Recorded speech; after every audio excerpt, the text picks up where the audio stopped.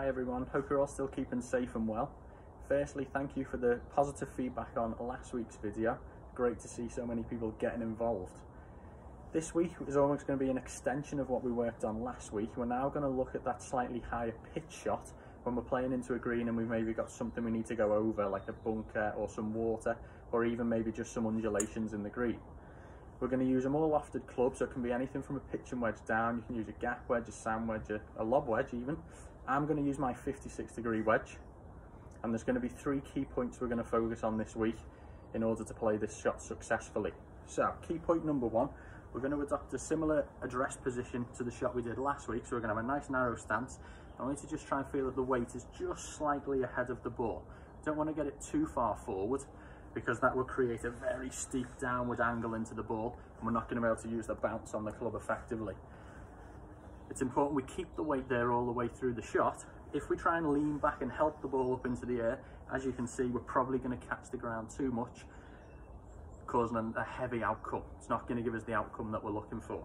So keep that weight in that point that we set it at the start all the way through the shot.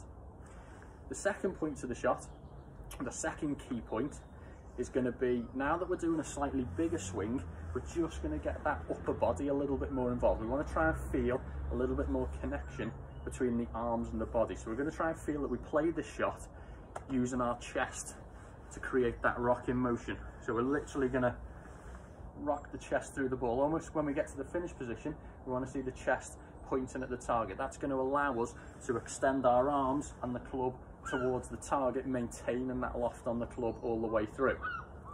The final point we're going to look at today is, instead of using a club to change our outcome in terms of our trajectory, we're now going to look at changing the ball position in our stance to give us slightly different heights. So for example, if we move the ball back in our stance, it's going to give us a slightly lower shot. So that would be used, say, if we've got to go over something but we've still got quite a lot of green to work with. We want the ball to release to the hole a little bit more when it lands. So by moving the ball position back a touch, okay, weight slightly forward again, and we're still going to just rock that body through the ball, gives us a slightly lower ball flight. Alternatively,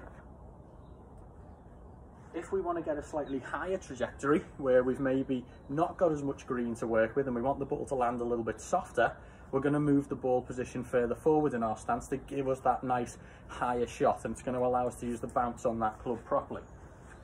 So again, we're going to move the ball position slightly further forward, still keeping that weight slightly ahead, and it's going to be a rock of the body to get that slightly far higher ball flight.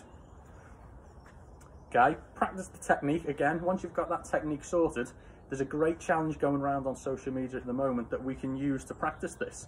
Okay, it's called the step ladder challenge. So if you've got a step ladder,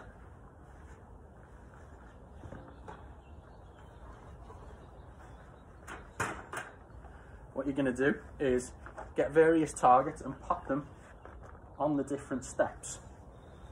Once you've knocked it off, move it up, or to save time, pop a target on each step and see if you can knock them all off in a row without missing one. To do this, obviously, we've got to think about that ball position to give us our different heights to try and knock each target off.